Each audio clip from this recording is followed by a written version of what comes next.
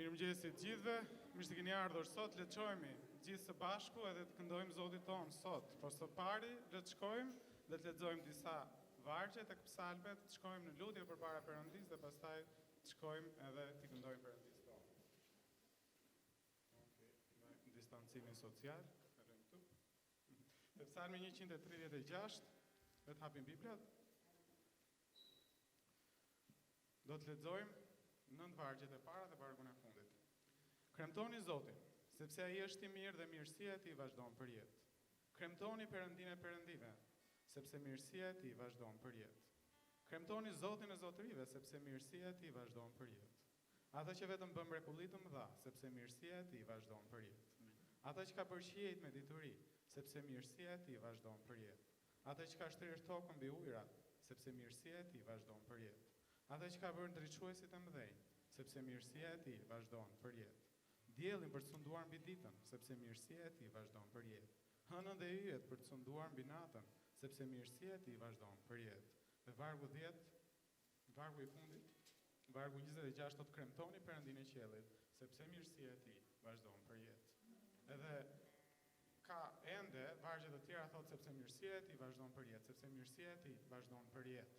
Asnjëherë nuk do të lodhemi së thëni mirësia e tij vazhdon për jetë, sepse mirësia e Perëndisë është e përjetshme. Dhe kjo mirësia e Perëndisë që na rrethon ngadalë, është Zoti ynë. Le të shkojmë të lutemi Zotit bashkë. Ati dashur Zot Perëndi, faleminderit Zot. Faleminderit Perëndi për mirësinë tënde që është e përjetshme Zot, dhe në përjetësi ne do të shijojmë mirësinë tënde. Faleminderit Zot që na ke shpëtuar, faleminderit Perëndi që na ke bërë bijtë tu. Të jemi bijtë tu Zot. Thrasim ty atë, ti aty. Faleminderit Perëndi edhe për këtë ditë që ti na ke dhënë sot. Ne jemi mbledhur këtu Perëndi për të kremtuar emrin tënd.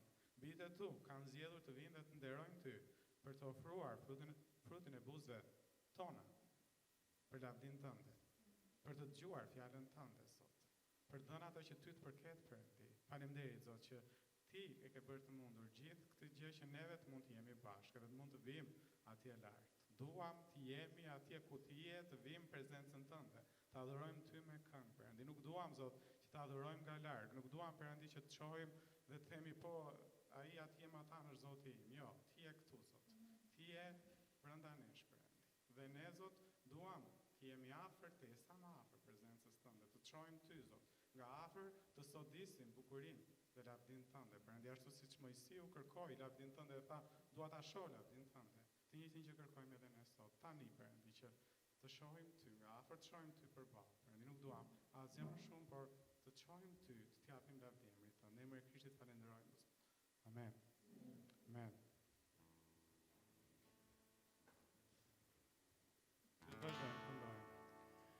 Dua t'jem atje ku ti je, t'jem çdo ditë prezencën tënde. Atje si lutje përpara Zotit, të Të gjithë bashkë. shiroj nga larg, Shkojmë prezencën e Zotit. I themi Zotit na afro aty ku ti je. Afrohem pranë teje ku ti je. Dua t'jem ku ti je, banoj prezencën tënde, t'jem duke festuar Zot, me lavdi rrethuar në pranin tënde. Gjithmonë atje dua të jem, dua t'jem atje, dua t'jem atje me ty. Amen. Dua t'jem atje ku ti je. Dua t'jem atje ku ti je, t'jem çdo ditë prezencën tënde, s'të shiroj nga larg të t'adhuroj, afrohem pranë teje ku ti je. Dua t'jem ku ti je, banoj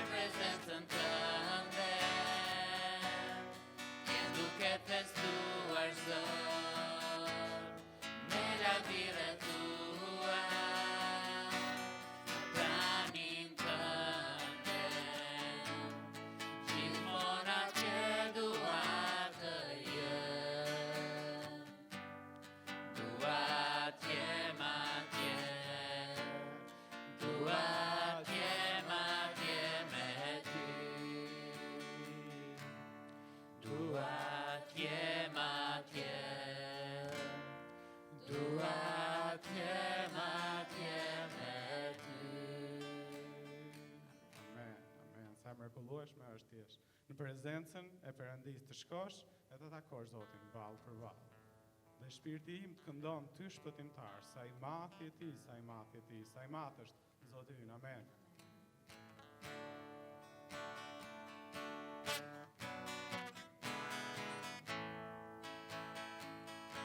O Zoti, kur mendoj i manitur, e marr me mend gjithë punën që ke bërë.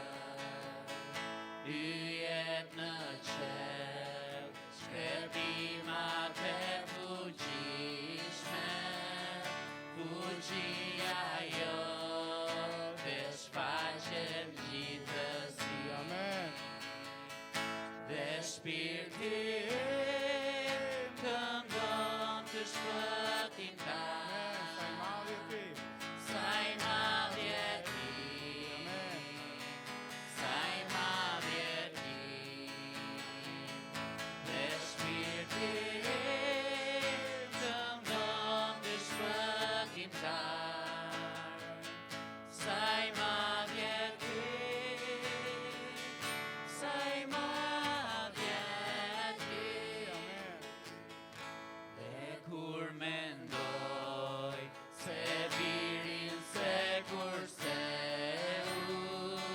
qaj të vdes, me si mund ta kuptoj, që gjithë më ka, kryqa i ma mori, e verdi gjatë, e vishtë më qliroj. Dhe shpirti im këndon të shpëtimtar. Sa i madh je ti. Amen. Sa i madh je ti. Sa i madh je ti. Shpirti im këndon të Dhe shpirti im këndon të shpëtimtar. Amen. Sa i madh je ti. Sa i madh je ti. Amen. Kur Krishti vjen, Kur Krishti me thirrje vjen, broritse, me thirrje broritse, që në shpit më marr, sa si mund do të ndjej, do t'a adhuroj, me zemër përmalluar, dhe do të shpall, o Zot, sa i madh që je. Dhe shpirti im këndon të shpëtimtar. Sa i madh je ti. Sa i madh je ti. Dhe shpirti im këndon të shpëtimtar. Sa i madh je ti. Sa i madh je ti. dhe shpirti im këndon të Dhe shpëtimtar. shpirti im këndon të shpëtimtar. Le të këndojmë gjithë bashkë. Sa i madh je ti. Sa i madh je ti. Dhe shpirti im këndon të shpëtimtar. Sa i madh je ti. Sa i madh je ti. Amen, amen, amen. Le të vazhdojmë të adhurojmë Zotin tonë.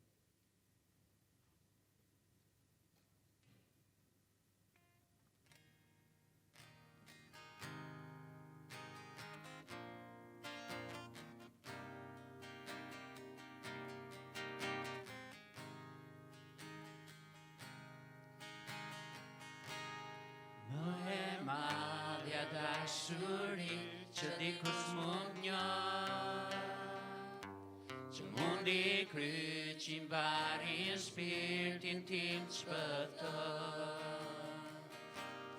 Dersa sot ty ball për ball, dhe hiri hyt e ti më sjell, besoj në ty. Amen.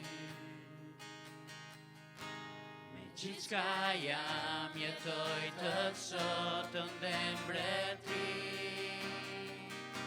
Në zemrën time lutem u bë vullneti yt.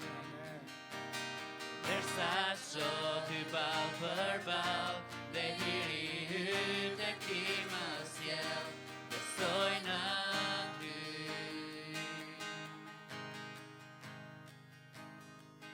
Do t'jetoj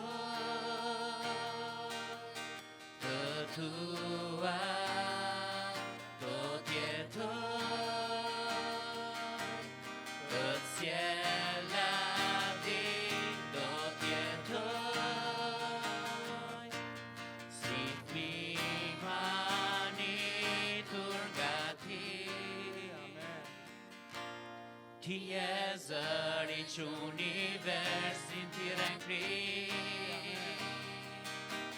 Je përshprima në zemrën time që më flet. Derisa shoh ty ball për ball dhe hiri yt tek ti më sjell, besoj në ty.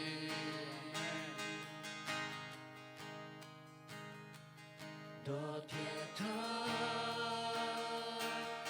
të dua, do t'jetoj të t'sjella ti, do t'jetoj si fëmijë manitur nga ti,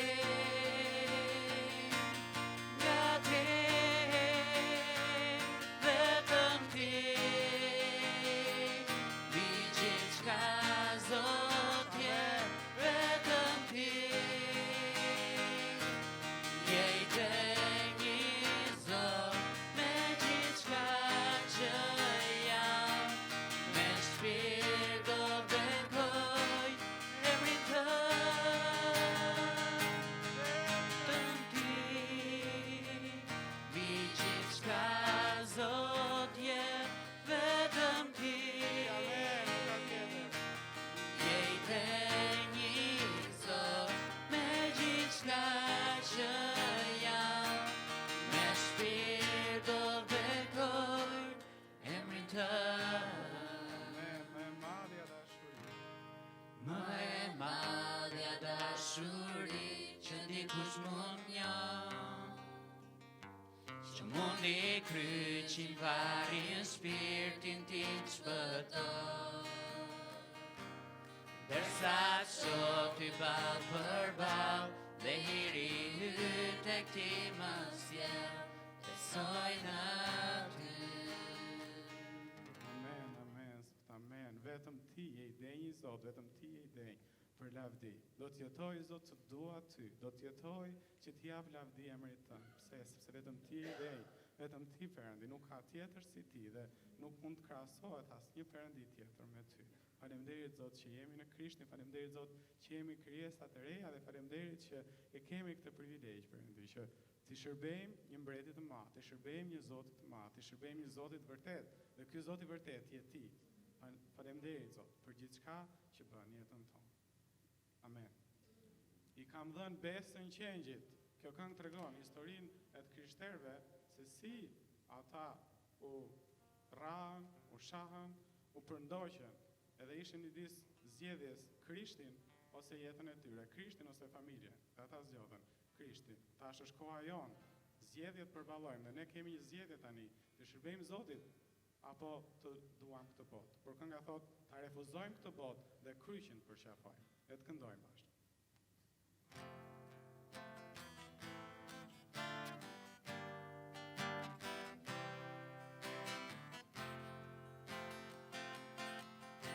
Dëgjuar si krishterët, ko më parë, u sollën para një mbreti barbar, dhe ju tha tyre, lirë do t'jeni ju, nëse emrin Krisht do t'mohohet.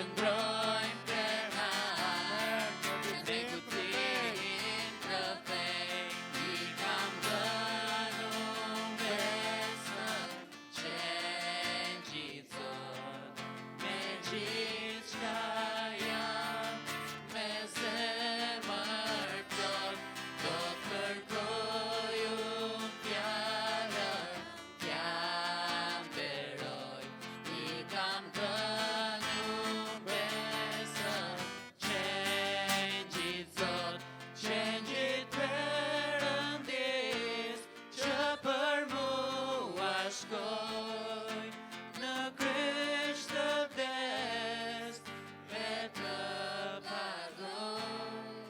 Amen. Do të kërkoj unë fjalën, t'jam deroj, i kam dhënë unë besën, qenë gjithë zot. I kam dhënë besën qenë. I kam dhënë unë besën, qenë gjithë zot, me gjithë shka jam, me zemër plot, do të kërkoj unë fjalën, t'jam deroj, i kam dhënë unë besën, I kam dhënë besën qenë. i kam dhënë unë besën, qenë gjithë zot, me gjithë shka jam, me zemër plot, do kërkoj unë fjalën, t'jam deroj, i kam dhënë unë besën, qenë gjithë zot. Amen. Aleluja, sepse Zoti ynë me fuqi mbretëron. Le të ngazëllohemi, të gëzohemi në prezencën e Zotit.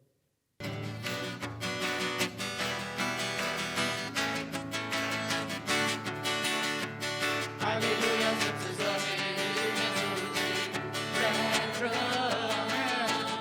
Aleluja, sepse Zoti me fuqi mbretëron.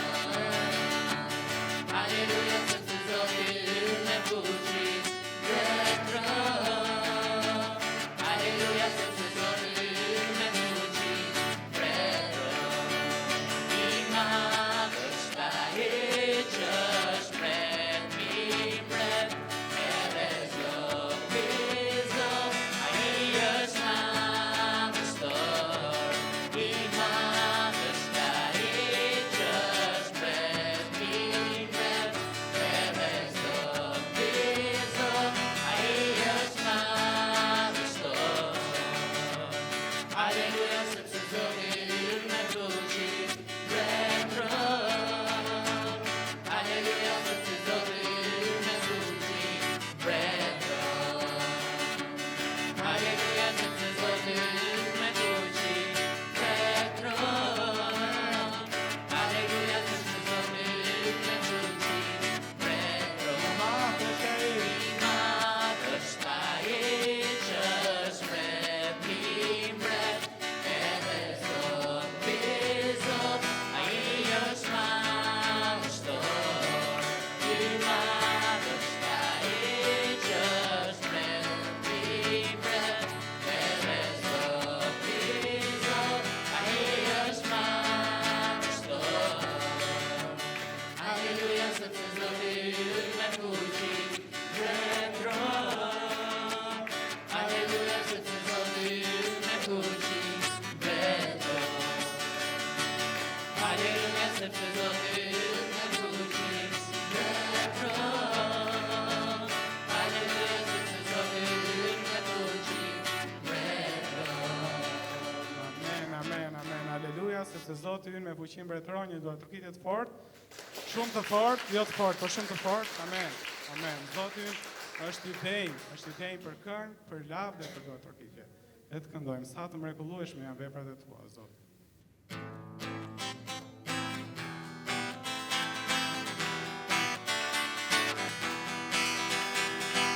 Sa të mrekullueshme janë veprat e tua, o Zot, kriju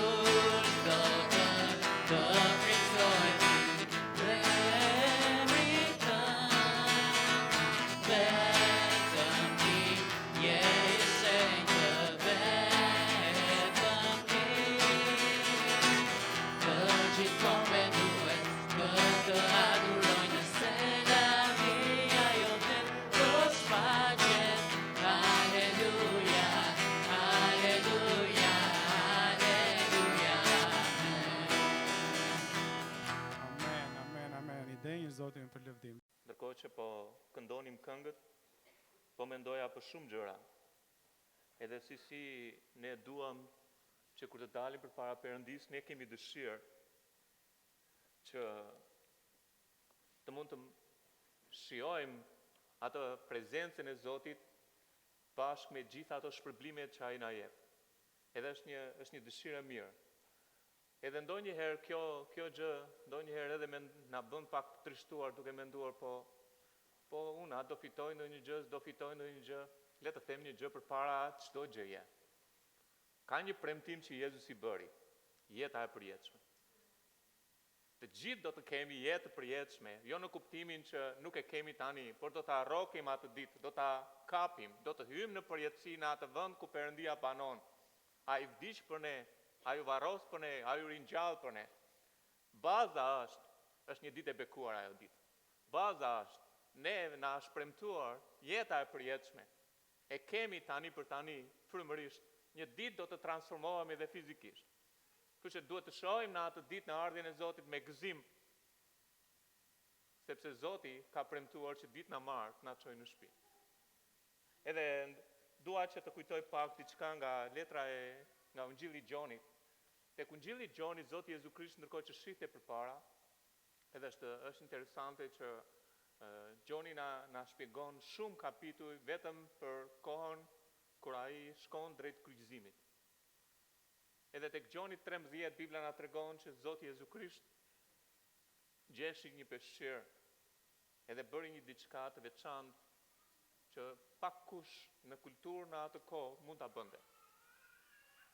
Sepse zakonisht nëse do të vinte një njeri nga shkretëtyra apo nga vendet ku ishin aty që ecnin shpesh me sandale, bëheshin me mjaft plur këmbët. Edhe Bibla na tregon që Jezusi i kishte mbetur pak kohë, ashtu se cili nga ne ka një periudhë kohë që Perëndia na jep.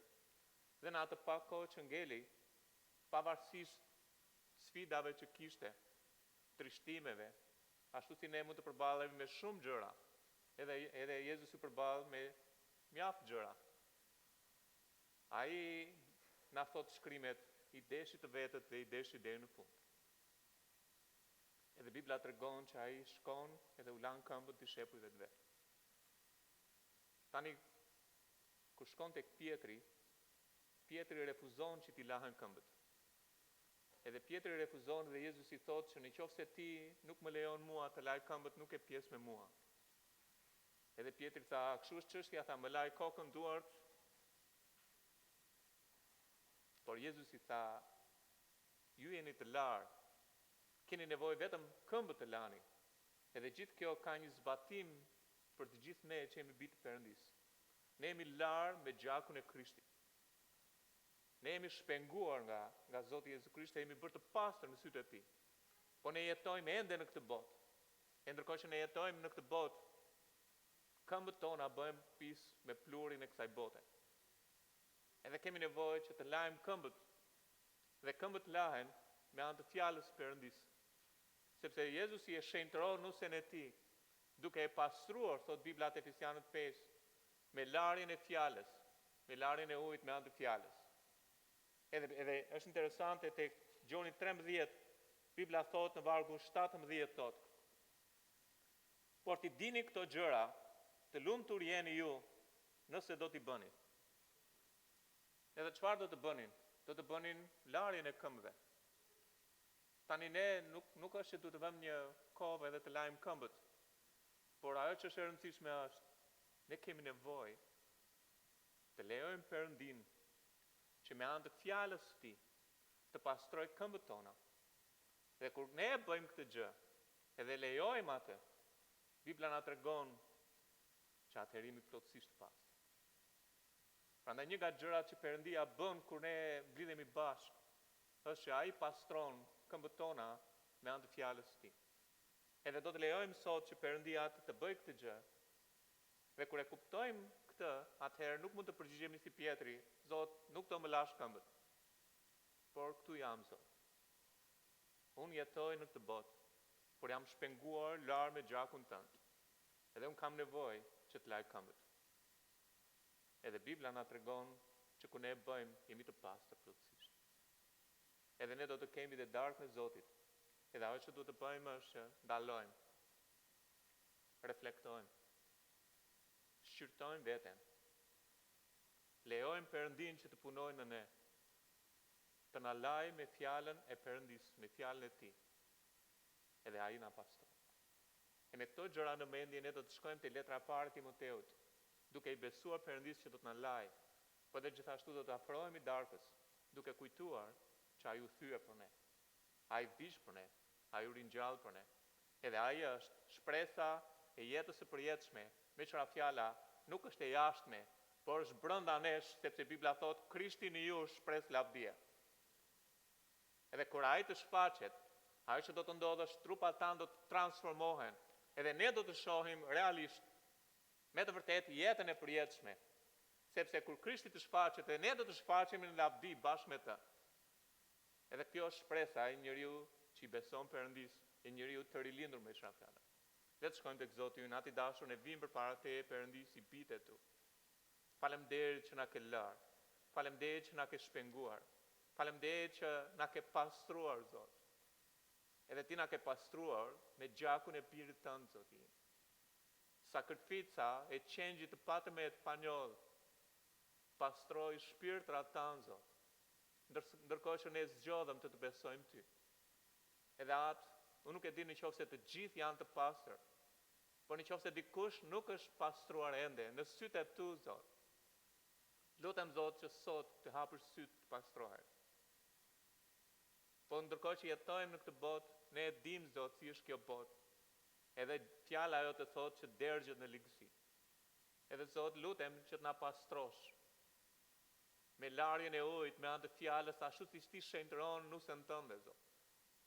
Sepse ne dëshirojmë, Perëndi, të jemi ashtu siç ti dëshiron, Zoti im, të pastër përpara teje, Zot. Pa njolla, pa rrudha, ndonjë gjë të tillë, po të shenjtë, Zoti im, e të dalim përpara teje, Zot, të papërlyer. Atë, Perëndi, na udhëhiq sot. Le të jetë fryma e shenjtë na flas, për ul zemrat tona ndaj fjalës sate, Zot. Edhe na drejto në shtegun që ti ke për ne. Në emër të Jezusit Zot lutem. Amen. Le të shkojmë tek letra e parë e Timoteut. Ne kemi hyrë në kapitullin 6, edhe ne kemi parë këtë në një këndvështrim nga perspektiva e përjetësisë. Sepse është e vetmja gjë që është këndvështrimi drejt, perspektiva drejt. Sepse Bibla na tregon që ne nuk i drejtojmë sytë tanë ndaj gjërave që duken, sepse gjërat që duken do të kalojnë, po i drejtojmë sytë tanë ndaj gjërave që nuk duken, sepse ato janë të përjetshme. I drejtojmë sytë tanë nga Perëndia, nga Zoti ynë. Edhe një ditë ne do të lëmë kohën, e do të hyjmë në pakkohësi ose në përjetësi, në mënyrë të prekshme, reale. Edhe Bibla na tregon që ne do të shohim punën në atë këndvështrim. Por gjithashtu ne le të lexojmë së bashku tek letra e parë e Timoteut, kapitulli 6. Ne lexojmë së bashku vargjet 11 edhe 12. Bibla thot: "Por ti, o njeri Perëndis, edhe i drejtohet Timoteut, arratisu nga këto dhe ndiq drejtësinë, perëndishmërinë, besimin, dashurinë, durimin dhe zemërbutësinë. Lufto luftën e mirë të besimit. Rrok jetën e përjetshme, në të cilën ti u thirre dhe për të cilën bëre rrëfimin e mirë të besimit përpara shumë dëshmitarëve." Janë disa gjëra që do të shohim këtu. Po gjëja e parë është kur flasim për arratisje, sepse përmend arratisjen, edhe për këtë do të flasim sot, që Perëndia na thret ne për të larguar nga disa gjëra, për të arratisur, për të ikur me vrap nga disa gjëra. Edhe audienca e thirrjes, qofse vëmë re sa fillon është, por ti njeriu i Perëndis. Edhe Zoti përdor këtë titull. Në Vjetën e Vjetër janë jo shumë njerëz që kishin këtë titull. Mojsiu është quajtur njeriu i Perëndis. Samueli është quajtur njeriu i Perëndis. Davidi është quajtur njeriu i Perëndis. Edhe njeriu I Perëndis në vetvete është njeriu që I përket Perëndis, që është veçuar për Perëndin. Edhe njeriu I Perëndis është nga dy fjalë, njeriu I Perëndis. Njeriu është një qenie njerëzore, që do të thotë që Perëndia e di kush jemi. Edhe jemi si qenie njerëzore, ne kemi nevojë për Perëndin ton, edhe si qenie jemi të dobët. Edhe Perëndia u bë njeri si ne. Edhe kaloi gjitha ato gjëra që ne kalojmë si njerëz. Tek Hebrejt 5:2. Për të na ardhur ne në ndihmë në të gjitha gjërat që ne kalojmë. Por njëri, ne jemi njerëz. Por jemi njerëz, jo thjesht njerëz që jetojmë edhe ecim këtu, duke mos kuptuar çfarë bëjmë, duke mos kuptuar pse jetojmë. Por jemi njerëz që jemi veçuar nga Perëndia dhe për Perëndin. Sepse jemi njerëz të Perëndis. Kuptimi është më I saktë është kjo. Në qoftë se do të vinte një njeri këtu dhe do të thoshte për shembull, ose ju do të njihnit atë që ai ishte nga Ministria e Shëndetësisë. E ka ardhur shullu një karike, po ekzaminoj një herë se si po e mbani juve këtë rregullin. Edhe në qoftë se e dinit, ose për shembull në qoftë se janë në shkollë edhe vjen nga Ministria e Arsimit, ose në qoftë se është nga drejtoria e policisë. Parimisht ju do të thoshit, ky është nga arsimi, apo jo? Ky është nga shëndetësia. Domethënë ju e lidhni atë person me institucionin që e ka dërguar. Njeriu I Perëndis është njeriu që është dërguar nga Perëndia. Është njeriu që përfaqëson Perëndin. Është njeriu që shfaq cilësitë e Perëndis mbi tokë ose përcjell mesazhin e Perëndis. Shfaq cilësitë sepse Bibla na tregon që Zoti zbulon veten e tij nëpërmjet nesh. Edhe kjo është e rëndësishme.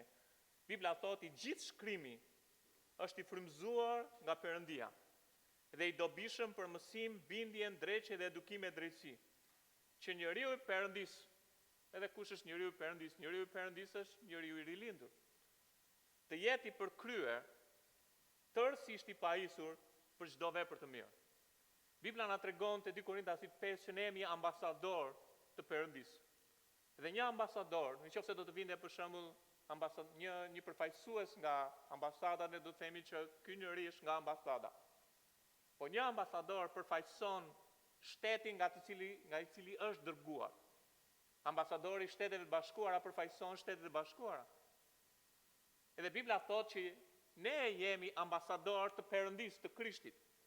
Që do të thotë që ne jemi dërguar, edhe pse jemi lënë këtu, u rilindëm, ne u dërguam nga Perëndia dhe përfaqësojmë Zotin mbi tokë. Edhe ju dhe unë, nëse jeni të rilindur, ajo që ndodh është që Perëndia ka dhënë këtë pushtet të përfaqësojmë atë mbi tokë. Edhe Bibla thotë që ju pra jeni ambasador të Krishtit, sikurse Perëndia t'ju lutej nëpërmjet nesh, ju lutemi në vend të Krishtit, pajtohuni me Perëndin. Prandaj kur njëri ndan ungjillin, edhe dikush e pyet, ku e gjete autoritetin ti që ndan ungjillin? Ja ku është autoriteti. Zoti të ka dhënë. Ti përfaqëson Perëndin mbi tokë.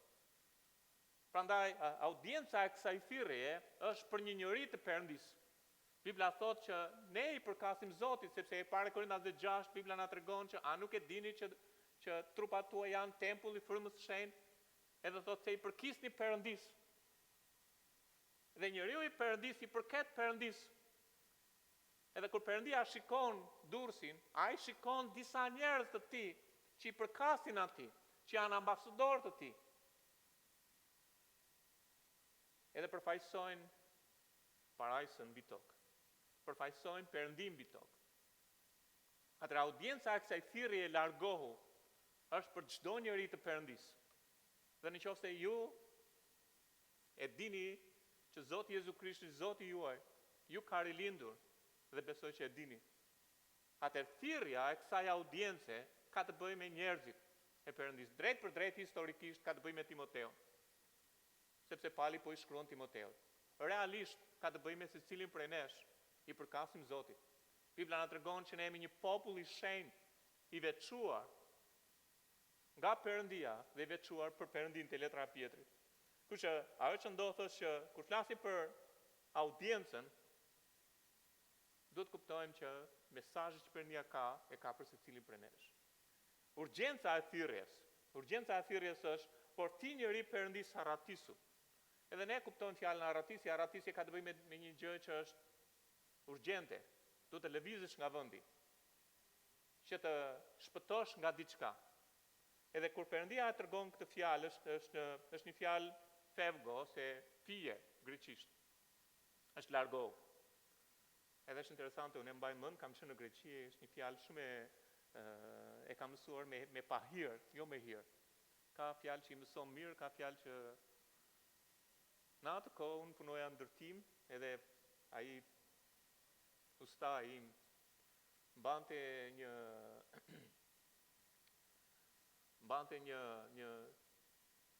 isha ajo, një pajisje që vinte nga makineria edhe suvatonte me atë pajisjen. Po ishte shumë e rëndë, kalonte nëpër një tub.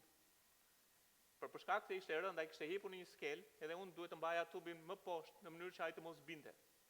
Ishte një pozicion delikat, ku ai në qoftë se do isha unë aty, ai do më bënte edhe mua keq. Edhe më thot mua fije. Edhe unë them tani mos duhet ta ngrëmë lart, se ai do të çojë në një tjetër dhe unë mundohet ta ngrëj para lart. Ai thot fije. Edhe unë pastaj ç'a do mordial, ç'a do e si kështu. Edhe ai pastaj më kthen atë makineri, se makineri duke hedhur dhe më kthen kështu. Normalisht më që e ktheu atë ika unë pastaj. Se po më bënte mua. Edhe pastaj kur zbriti, më tha mua, ta mos si ata fëmijët e vegjël, tha. Fije, edhe thot me shembull. Lëra tha se e kapa unë tani, s'ka nevojë ta shpjegosh më. Domethënë parimi i Biblës që Zoti tregon këtu, largohu, është nuk duhet të rish në vend, por duhet të largohesh nga diçka, domethënë është një urgjencë. Ne përdorim arratisje, zakonisht mendojmë për burgjet, iku arratis. Domethënë që të fiton delirinë. Edhe Zoti përdor këtë fjalë, arratisu, por është e lidhur me arratisje, është e lidhur me largimin nga diçka, nga një gjë në mënyrë urgjente. Edhe veprimi është lidhur me këtë. Po kur Perëndia përmend në shkrimje përmend kështu. Kur Izraeli do të përndiqet nga Antikrishti. Edhe Bibla na tregon që Antikrishti do të vijë e do të përndjek popullin e Perëndisë.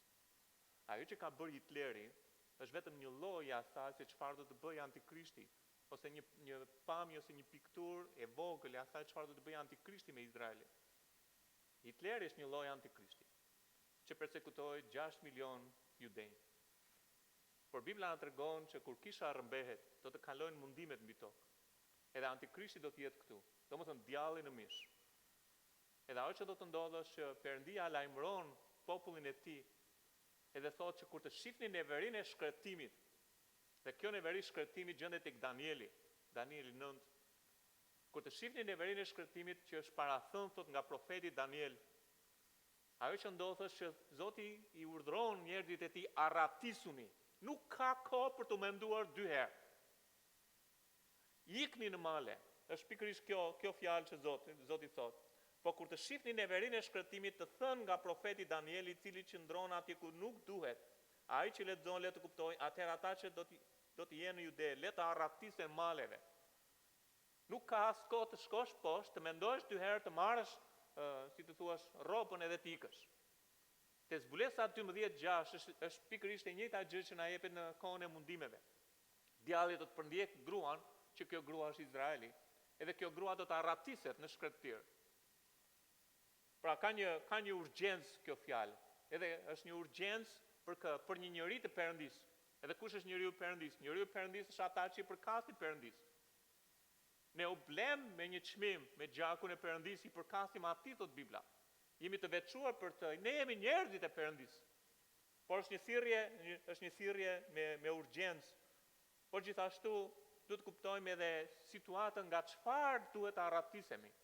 Sepse edhe kjo është mjaft e rëndësishme, sepse si njerëz të Perëndisë, ne quhemi ushtar të Perëndisë.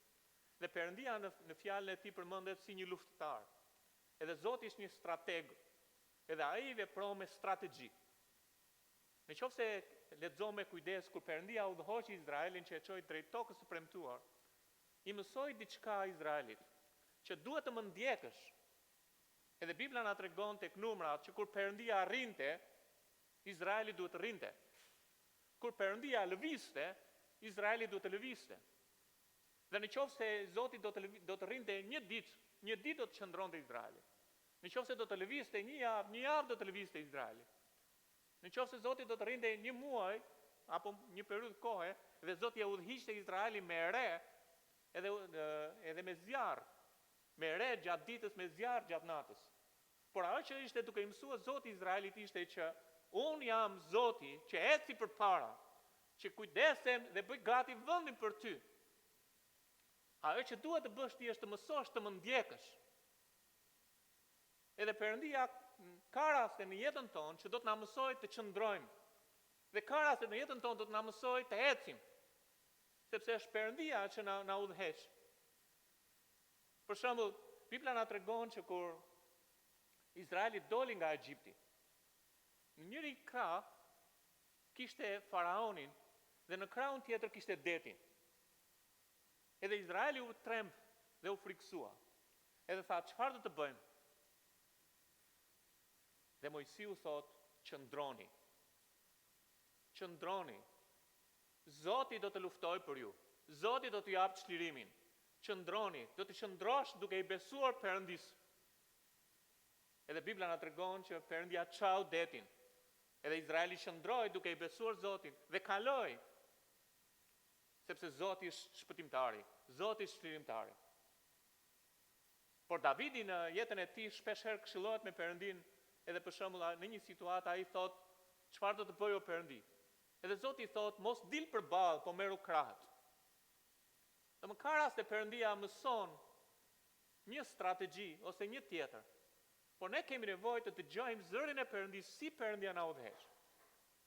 Tani Perëndia na flet qartë me anë të fjalës. Nëse është e zezë mbi të bardhë dhe shkruar, çfarë të bëjmë, kur të bëjmë, si ta bëjmë, atëherë Perëndia tashmë na ka dhënë.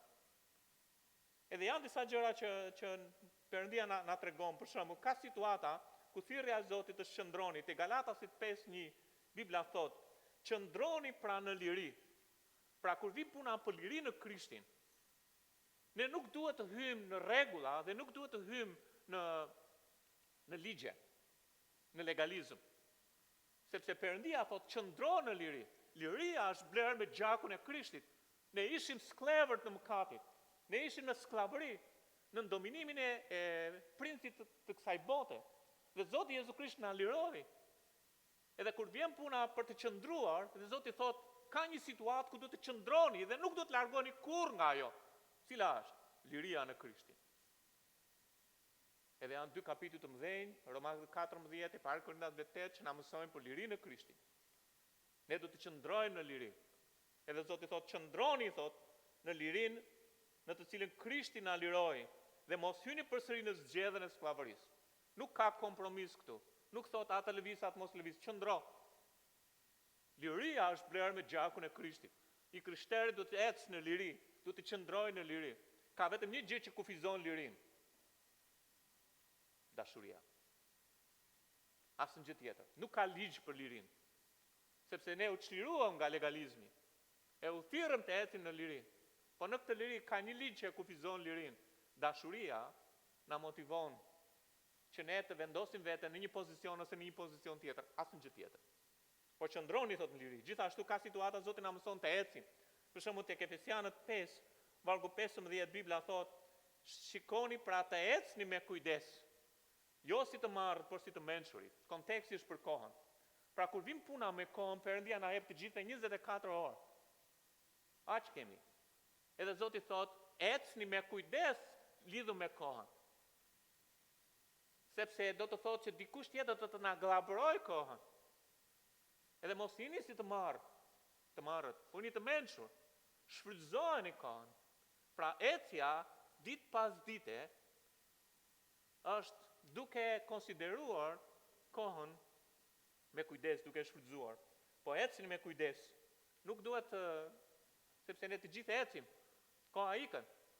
Disa ecin kuturu, disa ecim me kujdes.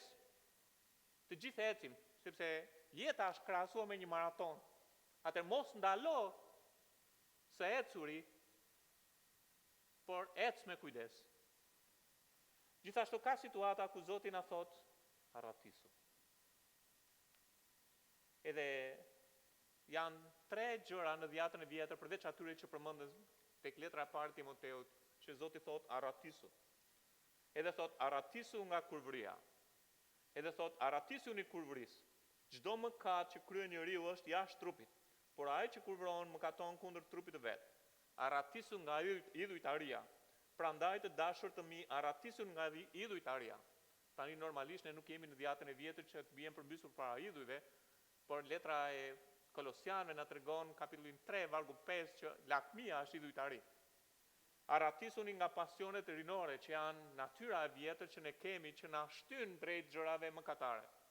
Edhe Zoti thot, arratisu pasioneve rinore dhe bjero pas drejtësisë, besimit, dashurisë dhe paqes bashkë me ata që thresin Zotin me zemër të pastër. Ilustrimi praktik në këtë rast do të ishte Jozefi. Jozefi u arratis, u largua nga një situatë. Po vini në diçka. Në këto situata nuk na thuhet qëndroni dhe lutuni. Domethënë Zoti nuk lë kompromis. Këto situata Zoti thot arratisu. Këto situata Zoti nuk thot që ecni ose qëndroni në këto situata me besim. Nuk thot kështu. Po unë i besoj Perendis, shumë i lavdi Zotit. Në qoftë se i beson Perendis, atëherë nderohet fjalën e Perendis, arratisu. Nuk thot as gjithashtu që arsyetoni në këto situata që jo po kështu mua më ndodhi ashtu, ti duhet më kuptosh, nuk ka kuptim në këto situata. Në qoftë se jeni në situatë të tillë është arratisu. Domethënë është njësoj si në qoftë se hidhet një granat, në qoftë se jeni në ushtri, atë gjëja e parë që do të bësh është hidhu nga dritarja, ose do të vrasi. Është e tillë esenca e fjalës. Prandaj kur vim tek e parë Timoteu 6:11, thuhet por ti o njeriu Perëndis thot, arratisu nga këto gjëra. Që do të thotë që cilat janë ato? Edhe gjëja e parë është arratisu nga doktrina e prosperitetit.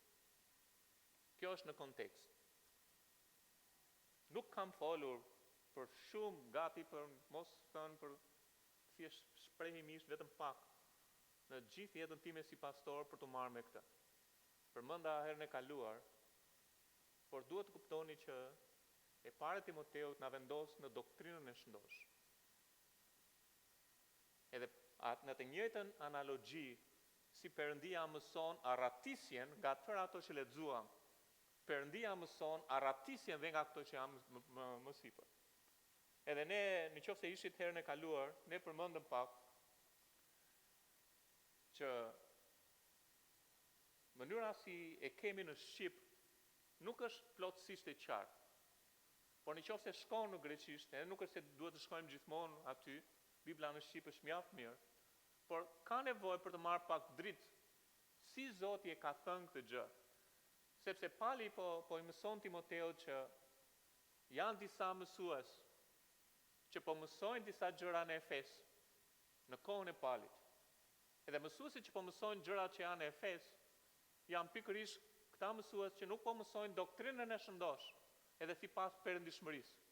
Edhe jep cilësitë e tyre, janë krenar, janë grindavec, janë gjitha të gjëra që janë, edhe njerëzit që janë ajo listë që Pali jep, thot mendojnë që fitimi ose materializmi është perëndishmëri.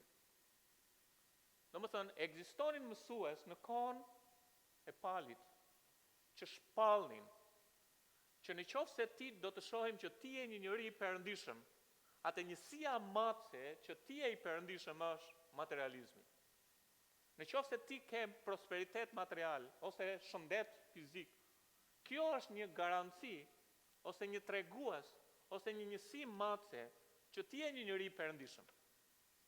Prandaj e kam çuar si greqisht është fitimi është perëndishmëri. Kjo është fjala perëndishmëri. Fjalë për fjalë po të përkthesh pa shtrëmëruar në mënyrë të qartë mund të shikoni këto, e të pyesni ku të doni, të hapni çdo lloj gjuhë që gjeni në greqisht. Mësimi që ata mendojnë është fitimi është perëndishmëri. Edhe është që do të thotë që të ardhurat e tua, thonë ata, tregojnë rritjen tënde frymërore. Qofse Zoti të ka bekuar, okay, po në qofse Zoti ka dizenjuar për ty të kalosh në ca sfida që ti t'i besosh atij, sipas tyre nuk ekziston kjo thënie. Ti nuk po i beson Perëndis. Ose një shëndet i mirë është një rrëfim i besimit të shëndosh. Mesazhi kryesor është këtu. Zoti dëshiron prosperitetin dhe shëndetin tuaj. E gjithë varfëria dhe smundja vjen nga djalli. Ky është mesazhi i prosperitetit. Ata mohojnë qartë atë që thot Bibla. Unë do të shoh disa pika bashkë, vetëm sa për të qenë të qartë me gjërat. Baza që ata mbajnë është Abrahami bëri një beslidhje me Perëndin. Nëse lexon Zanafillën 12, Zanafillën 15, Zanafillën 17, Zanafillën 22, do të vësh re që Perëndia bën një beslidhje me Abrahamin. Edhe Perëndia bekon Abrahamin. Edhe bekon me çfarë? Me tokë. Është toka që hebrejt tani trashëgojnë. E bekon me tokë, edhe e bën të frytshëm, edhe thotë unë do të shumëzoj fort. Edhe do të jesh një bekim thotë. Edhe do të jesh vetëm një bekim, po bekimi që do të jetë është drejt për drejt një bekim material. Prosperitet material. Edhe ai që ndodh është që Perëndia vërtet e bekon Abrahamin. Edhe kjo është reale. Edhe ata çfarë bëjnë? Vinë tek Galatasit 3 dhe na mësojnë neve që ne jemi bitë Abrahamit me anë të besimit. Edhe është e vërtetë. Sepse Bibla na tregon që jemi bitë Abrahamit. Dhe shikoni pak te Galatasit 3.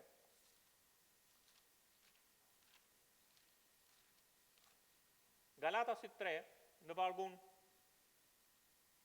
6 thotë: Sikundra Abrahami besoi Perëndis dhe kjo i llogarit për drejtësi, dijeni atëherë se ata që janë prej besimit janë bitë Abrahamit. Edhe pastaj vi në vargu 14, dhe në vargu 14 nuk e lexojnë të plot vargu, por lexojnë gjysmën e vargut dhe thonë që bekimi i Abrahamit u vi kombeve. Edhe thonë tani, e lexuat çfarë thot Bibla po, tani mos vazhdoni më tutje. Që bekimi i Abrahamit ju vi juve, dhe bekimi i Abrahamit ishte prosperitet material. Atëherë në qoftë se bekimi i Abrahamit do të derdhet mbi ju, atëherë ju duhet të besoni Perëndis që Perëndia do të derdhë ju, edhe duhet të besoni që me të vërtet ju jeni trashëgimtar të premtimeve fizike që Perëndia derdhi mbi Abrahamin. Por kombet u bekuan në Krishtin përmes Abrahamit. Dhe kombet morën lajmin e mirë në Krishtin, dhe fara e Abrahamit është premtimi për ardhjen e Zotit Jezu Krisht përmes Abrahamit, që do të sillte çfarë bekimi midis gjithë kombeve, çfarë shpëtimin e tyre. Sepse vargu më mbrapa është mjaft e qartë dhe thotë, edhe mund të lexoni kontekstin, do të vini re që gjithçka është frymërore, nuk ka lidhje fizike. Po mund të lexoni në shtëpi. Po vargu thotë nëpërmjet Jezu Krishtit që ne të marrim premtimin e frymës, jo që ne të marrim tokën apo nuk thot këtë. Ka një kontekst drejt për drejt me Abrahamin që nuk ka lidhje me ne. Ndryshe hipni avionit, shkoni atje në Izrael, se cili thoni, Zoti më ka thënë toka që do të përshkruaj me këmbë të ako mua. Bëjeni atë. Po nuk u ka thënë Zoti, ta dini. Por parimi është që mbështeten pikërisht e kjo.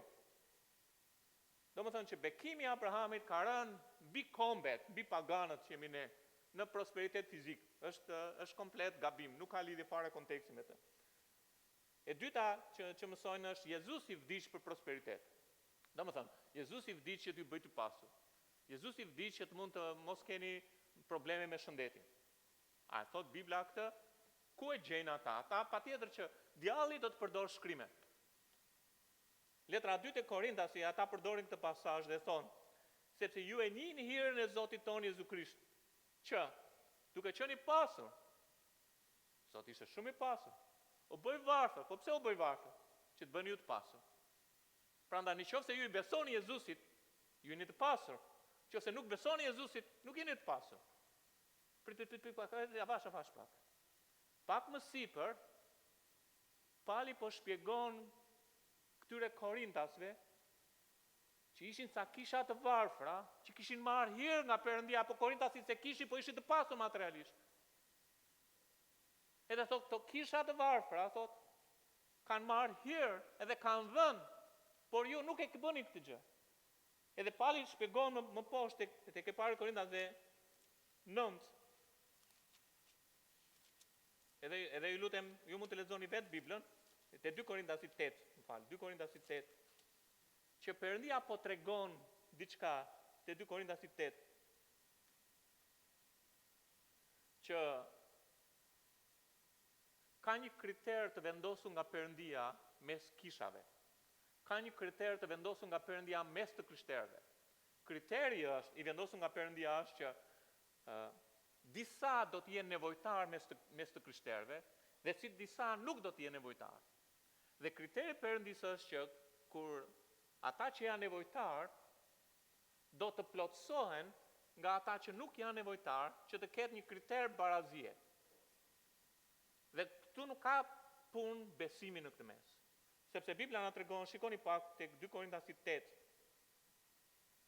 vargu 14, por të ndiqet një kriter barazimi që tani mbushullia juaj, e tyre fizike, materiale, të plotësoj nevojat e atyre. Kështu edhe mbushullia e tyre, domethënë që ata kanë përhapur ungjillin, të plotësoj nevojat tuaja. Pra Korintasit kishin disa gjëra, edhe ata që ishin të varfër kishin disa gjëra. Dhe Zoti thotë duhet të vendosen një kriter barazimi. Edhe konteksti është dhënjet për misionet. Në mënyrë që ju do të jepni, sepse ata nuk kanë nga ana materiale. Edhe ajo që do të ndodhë, por nëse ata i besojnë Perëndis, duhet të jenë të pasur apo jo? Sipas prosperitetit po. Por ata nuk kanë. Edhe ajo që do të ndodhë është ndërkohë që ata punojnë për kauzën e Krishtit, ata do të derdhin mbi ju atë bekim frymëror, e do të ketë një kriter barazie. Pra, shkojmë bashkë në mision. Ky është parimi i kontekstit. Megjithatë, janë disa pasazhe mjaft të qarta në lidhje me varfërinë Bibla mëson. Shikoni, lexojmë Biblën. Të varfrit tha Jezusi, pasi të vdesun, nuk do ketë më varfëri. Nuk sa kështu. Të varfrit do të keni gjithmonë me ju. Domethënë, ai nuk vdiq të heq varfërinë. Ju do thoni, po në qoftë se, po, edhe mëkatarët janë, jam dakord. Po kur njëri shpëtohet, ai është në parajs. Ai nuk ka nevojë për një shpengim tjetër. Ai është plotësisht i lirë. Ai është i shpëtuar.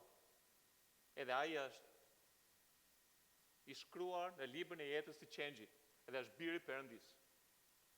Edhe thotë varfrit do të keni, pasaj drejton syt nga dishepujt, thotë te Luka 6. Dhe u thoshte, kujt? Dishepujve. Lum ju të varfër. A nuk i bën të mendoni pak? Sepse juaja është mbretëria e Perëndis. Por mirë ju të pasur. Pra ka një fjalë për dishepujt, ka një fjalë për të pasurit. Sepse e morët ngushëllimin tuaj. Ngushëllimi i tyre ishte paraja. Prandaj materializmi nuk është perëndishmëri. A mund të bekoj Perëndia dikë? Po, por materializmi nuk është perëndishmëri. Dëgjoni vëllezërit e mi të dashur, a nuk i zgjodhi Perëndia të varfrit e botës që të jenë të pasur në besim dhe trashëgimtar të mbretërisë, që u premtoi atyre që ja duan? Jezusi erdhi për të paguar për mëkatet tona dhe të na jap jetë të përjetshme, dhe na ka dhënë. Edhe një ditë ne do të kemi trup të lavdishëm, e ne do të vim, edhe realisht ai ka premtuar dhe një trashëgimi reale, e do të vim të mbretërojmë me të. Kur ai na shpengoi frymërisht, por nuk na shpengoi fizikisht. Që do të thotë që e kemi ende trupin dhe jemi ende në këtë botë. Dhe për shkak se e kemi ende trupin, do të thotë që trupi ynë, njeriu i vjetër, do të përballet me çfarë? Me dhimbje, me lot, me sëmundje, me probleme. Po ka dhënë frymën e shenjtë brenda nesh si një garanci që do të vijë të na marr. Ndajeni drejt shkrimet. Edhe kur të na marr, do të na jap një trup të ri që nuk do të ketë më dhimbje, lot edhe probleme me shëndetin. Por sot do të përballem me këto. Është mjaft e dukshme lidhur me këtë. Prandaj Bibla na tregon që shmangu nga kjo doktrinë. i thot Timoteut, dhe Perëndia na mëson ne arratisu nga kjo gjë. Edhe Perëndia thot, ku është thesari është zemra. Edhe këshillon që vendosni thesare gjëra që janë të përjetshme, që është fjala e Perëndisë, që janë shpirtrat e njerëzve, që është Perëndia vetë. Sepse zemra është programuar në mënyrë të tillë që të ndjek thesari. Dhe në qoftë se thesari janë gjërat materiale, zemra do të ndjek ato, Mateu 6. Por në qoftë se thesari janë gjërat frymërore, zemra do të ndjek ato. Edhe Perëndia thotë që mos grumbulloni gjërat që janë mbi tokë, ku brejnë tenja dhe ndryshku. Tenja i blen rrobat. Edhe shumë grumbullojnë për rroba. Okej, Zoti ju jep lavdi Zotit. Do flasim edhe për këtë gjë. Por në qoftë se fokusi është aty, është një problem serioz.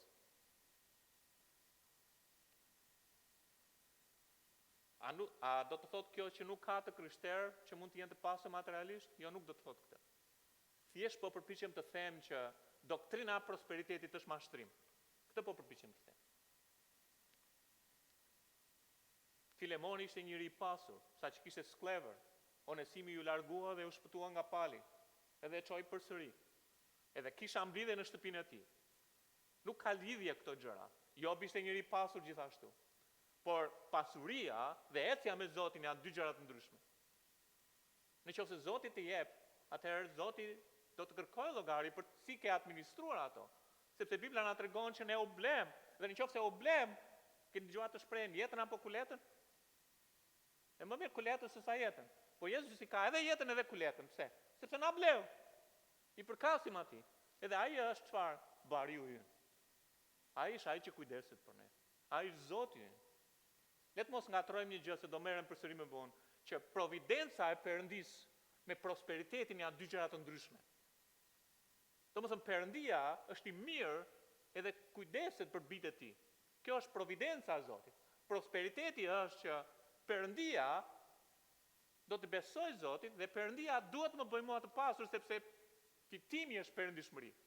Janë mund të duket sikur e kap veshin kështu, por në fund të fundit janë dy gjëra komplet ndryshme. Megjithëse mund duket sikur është lojë fjalësh. Providenca e Zotit është providenca e Zotit, ndërsa prosperiteti është mashtrim. Lidhur me sëmundjet. Ndonjëherë është vullneti Perëndisë që dikush të vuaj. Kjo është herezi për një që beson te prosperiteti. Sepse ata shpallin që ai nuk mund të besojë atë, prandaj ka probleme me shëndetin. Po Bibla na tregon shumë gjëra për këtë. Epafroditi ishte një njeri që shërbente me palin. Edhe Bibla flet për të, që thot Zoti, thot pali, pati mëshirë për të. Domethënë, pali nuk e shëroi. Perëndia pati mëshirë. Ashtu si ne shpesh herë themi Zot, ki mëshirë. Zot, vetëm po të duash ti, mund të bëhet kjo gjë. Edhe ky Epafroditi ishte smur gati për vdekje. E në këtë rast Perëndia pati mëshirë edhe çfarë bëri? Dhe e shëroi.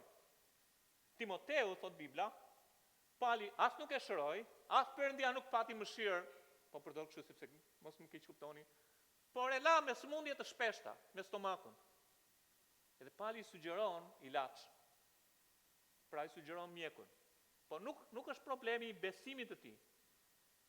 Sepse Bibla thotë që mos pi më verë, mos pi vetëm ujë, po përdor pak verë për stomakun tënd dhe për shkak të sëmundjeve të tua të shpeshta.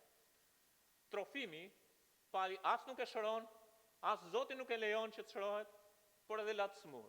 As nuk i thot gjë për ilaçet, mbasi i tha nuk e di. Sepse thotë që Erasti mbeti në Korint, por Trofimin e lash të smur në Milet. A ishin këta njerëz që nuk i besoni Perëndis? Përgjigjuni vetë. Gaj ishte i mirë frymërisht, por kishte probleme me shëndetin. Pra ka raste Perëndia e lejon, ka raste Perëndia ka mëshirë, e shëron, ka raste Perëndia drejton nga mjeku. Sepse Bibla thotë që të smurët janë për mjekët. Mjeku është për të smurët. E mirë çfarë edhe për mjekët janë të smurët, sepse aty do të dëgjosh. Pra, në parim duhet të kuptojmë që është Perëndia që na drejton me anë të frymës së tij. Por që të mësojmë që Jezusi vdiq për prosperitet, siç mësojnë, është herezi e gjitha. Prandaj ndonjëherë vullneti Perëndis për disa është që të vuajnë. Pali thot kështu, sepse Perëndia shkonte pali edhe i vendos ta gjëmba në mish. Dhe gjëmbat në mish, qofse krahasojmë shkrimit, është një smundje që pali e mbajti gjithë jetën e tij. E kishte probleme me shikimin.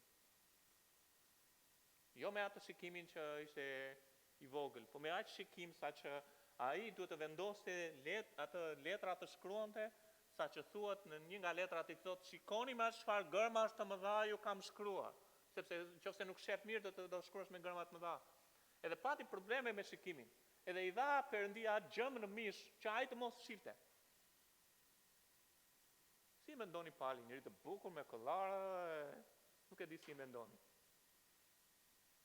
Edhe çfarë ndodh? Edhe pali lutet, o Zot, të lutem, ma hiq këtë se dua të shoh. Si mund të shërbej unë ty me këto syt kështu?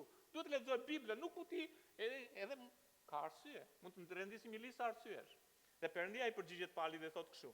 Por ai më tha, hiri im të mjafton. Hiri im të mjafton. Sepse fuqia ime përsoset në dobësi. Prandaj me kënaqësi të madhe, tani përgjigja e palit, do të mburrem më tepër me dobësitë e mia në fuqinë që fuqia e Krishtit rrit tek unë. Pra nuk po mburret për prosperitet, po mburret për çfarë? Për ato halle, probleme, sepse të gjitha gjërat, qoftë i bekuar Zoti, bashkë veprojnë për mirë. Sepse ai ka një plan, dhe plani që ai ka është të na bëjë si veten e vet, e të na përgatisë për mbretërinë që është duke ardhur.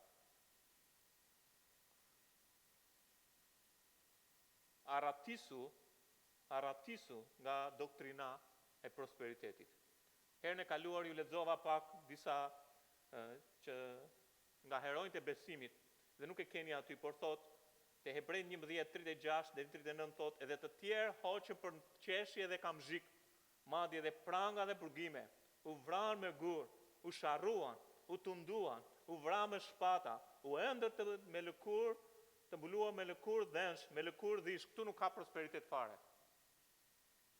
Nevojtar të shtrënguar, të keq shtrajtuar, bota nuk ishte denjë për ta, ende në përshkretira, në për male, në për shpella dhe në për guva të dheut. E pra të gjitha ata ndonë se morën dëshmi të mirë me anë të besimit, nuk arritën premtimin.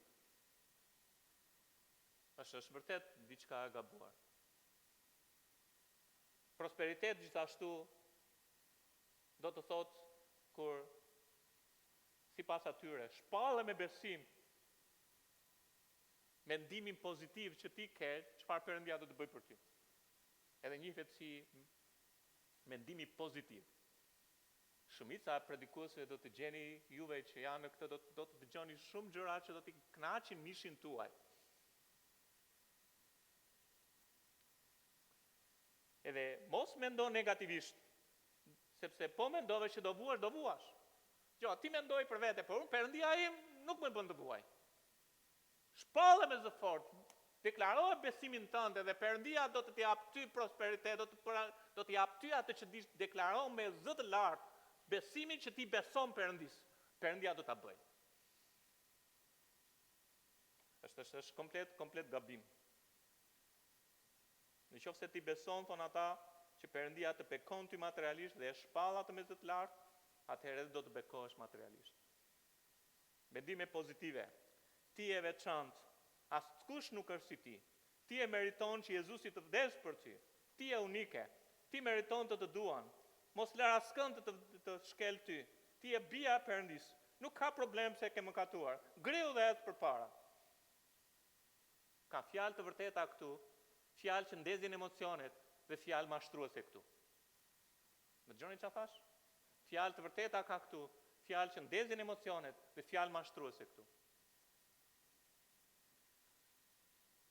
Asnjëri nga ne nuk meriton që Jezusi të vdes për ne. Asnjëri. Por ty të emocionojnë, të ngrën lart mishin, jo frymën. Por një njeri e kupton, Zot, unë nuk meritoj asgjë. Unë meritoj thërrje. Faleminderit që ti je i hyrshëm me mua. Jo nuk ka problem që kam mëkatuar, po unë të kam fyer, o Zot. Unë kam shkelur ligjin tënë, unë kam shkelur fjalën tënë, unë kam turpuruar ty, unë kam mëkatuar, Zot.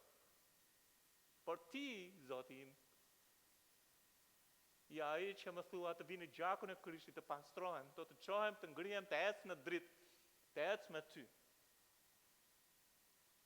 Ka problem që ke mëkatuar. Jo, nuk ka problem. E meriton që të shkosh në ferr, jo meriton që Jezusi të vdesë për ty. Domethënë, gjithmonë mashtrimi do të serviret me të vërtetë dhe gjithmonë do të flas emocioneve dhe do të flas mishit. Gjithmonë. Por qëndroni me të vërtetën se nuk mund të dalloni dot gabimin. Ne jemi të ndotur. Po flas për natyrën njerëzore. Te Isaia thuhet që jemi të gjithë një gjë e papastër. Edhe mendimet tona janë të papastra, po flas nga ana njerëzore. Në qoftë se ka një gjë e mirë, nuk vjen nga mendimi pozitiv. Jakobi na tregon çdo gjë e mirë vjen nga preslati. Nga ati dritave vijnë gjërat e mira. Nuk vjen se ti mendon pozitivisht. Nuk vjen sepse ti po deklaron duke e detyruar Perëndin që të përmbush deklaratën tënde. Vjen sepse Perëndia der fyer. Vjen prej së larti gjërat e mira. Është fryma e shenjtë që na zbulon mëkatin dhe na drejton drejt shenjtërimit, jo mendimet pozitive. Në qoftë se ne duhet të ndryshojmë, nuk vjen nga të menduarit pozitiv, po vjen nga Perëndia që na ndryshon. I lumtur je Simon Birionas, sepse këtë nuk ta zbuloi mishi dhe gjaku. Mishi dhe gjaku, e di çfarë, janë të tëra të ndotura, të papastra. Thot Isaia 64. Është Perëndia që na çon nga lavdia në lavdi, jo mendimi pozitiv. Mësimi i gabuar gjithashtu është që sasia e ofrimeve është ligj finance. Ta shpjegoj pak këtë. Në qoftë se ju do jepni 10 lek, Zoti do ju 100 fishoj atë. Më dëgjoni, këto janë, do t'i dëgjoni, në qoftë se nuk i keni dëgjuar, unë ju jap segmentet i dëgjoni vetë. Në qoftë se Zoti do ju jap juve, në qoftë se ju jepni 10 lek, Zoti do ju jap 100 fish. Domethënë sa i bie? 1000 lek. Në qoftë se ju jepni 100 lek, Zoti do ju jap 100 fish më shumë. Në qoftë se ju jepni 100.000 lek, Zoti do ju jap 100 fish më shumë. E dini çfarë është kjo? Kjo është firmë piramidale. Unë po citoj një nga këta predikuesit e prosperitetit. A doni 100 fish kthimin e parave tuaja? Jepni. Ata duan paratë e njerëzve, nuk janë shumë të interesuar për bekimin e njerëzve. Jepni dhe do t'i lejoj Zoti t'i shumoj përsëri tek ju. Asnjë bank në botë nuk ju ofron këtë lloj kthimi. Lavdëroni Zotin. Amen.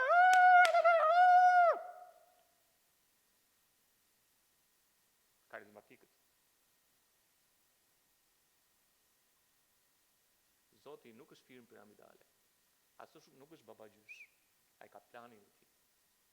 Ai na udhëheq sipas planit të tij. Përsëri mos ngatroni providencën e Zotit me prosperitetin. Pavarësisht se si e shpallin doktrinën e prosperitetit. Ata kthejnë marrëdhënie midis njeriut dhe Perëndisë në një marrëdhënie favor për favor. Njëra don lart tjetër. Të dyja lajnë fytyrën. Jep, merr. Nuk është kështu marrëdhënia me Zotin. Vëllezër dhe motra, disa nga ata do t'i gjeni në televizor. Edhe audienca është plot.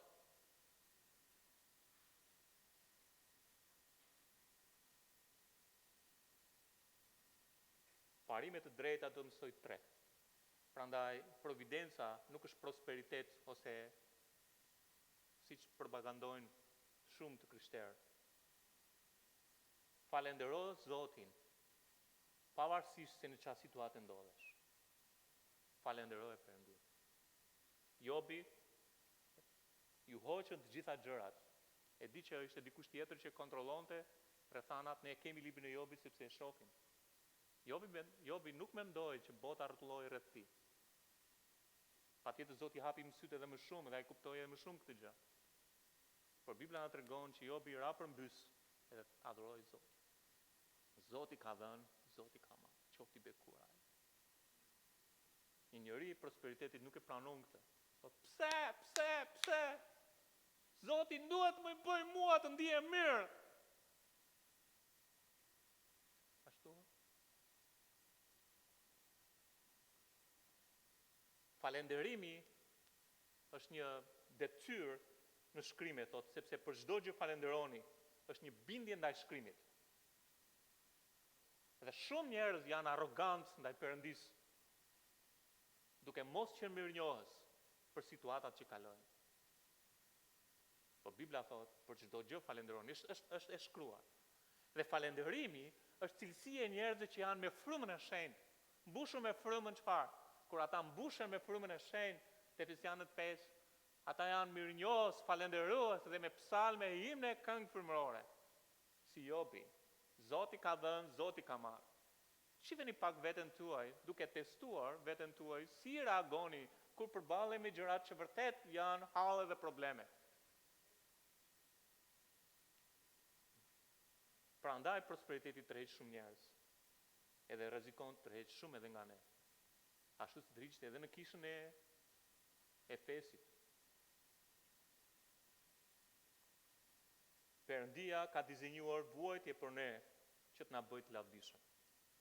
Nuk e keni aty, po lexoj nga para Pjetrit 6. Për këtë ngazullohuni, ndonse në qoftë se duhet, për pak kohë duhet të trishtoheni në të ndime të ndryshme.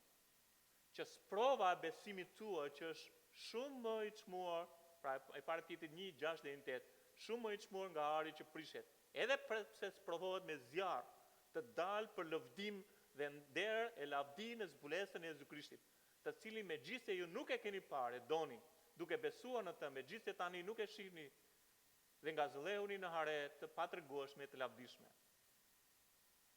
Njerëzit që kërkojnë prosperitet kur ikën pasuria thonë pse o Perëndi. Njerëzit që njohin Perëndin prulen dhe thonë Zoti ka dhënë, Zoti ka marrë. Kanë dhimbje po, kanë lot po adhurojnë Perëndin. Sepse e din ai është i mirë. Edhe ai ka një plan të lavdishëm. Ai shel larg. Unë nuk e kuptoj, por Zoti është besnik. Unë i besoj atij, edhe në halle. Unë i besoj atij, dhe në shtrëngime. Unë i besoj atij, sepse ai ka një plan të madh që sprova të dalë për nder dhe lavdi kur të takoj Zotin. Nuk e kuptoj shumë mirë tërë gjërat, por e di, Perëndia është i mirë. E di ai ka një plan të madh me mua. Ashtu siç përdori ai ilustrimi që merr kosin, sodën e bukës, sheqerin e kripën e gjitha ato gjëra, mielin, të gjitha ti hash veç nuk kanë shije. Po kur i merri përzjeni, trazoni, fut në furr, piqe mirë aty me gjitha ato temperaturë, edhe del një ëmbëlsirë e këndshme. Kështu bën Perëndia me ne. Sepse një njeri ose është në fillim të stuhisë, ose është në mes të stuhisë, ose është në fund të stuhisë. Jezusi nuk thotë që nëse, domethënë, kur të ndodhë ndonjëherë kur të vi stuhia, por çdo njeri do të përballet me stuhi. Edhe atëherë do të provohet nëse ajo shtëpi qëndron ose jo. Shikoj ngjarjet e jetës të lejuara nga Perëndia me qëllim të lartë. Sepse ai ka qëllim të lartë. Ai vdiq për ne. Jo për një qëllim të ulët. Ai do të kthehet. Ai do të mbretërojë me ne. Ne jemi nusja e tij, ne jemi organika e tij, ne jemi mishit të tij, kockave të tij. Nuk jemi për gjëra të ulta, jemi për gjëra qiellore. E do të kthehet vendos mbretërinë dhe ajo mbretëri do të shihet një ditë. Mbretëria e Perëndisë sot për sot është e brendshme, është brenda nesh, askush nuk e sheh. Por një ditë mbretëria e Perëndisë do të zbulohet. Dhe Bibla thotë që kur ai të vi, ai do të vendos njerëzit të mbretërojnë bashkë me të. Luka 19. Të lumë shërbëtori mirë, thot. Sepse ke qenë besnik në këtë, atëherë do të japës të sundosh mbi ka qytete. Pra mbretëria e Perëndisë nuk është fantazi. Mbretëria e Perëndisë një ditë do të zbulohet. Dhe mbretëria e Perëndisë kjo është trashëgimia që kur ai të vi, të mbretërosh me të. Por shikojnë ngjarjet. Gjërat e mira janë lejuar nga Perëndia, lavdi Zotit. Por edhe sprovat, edhe hallet.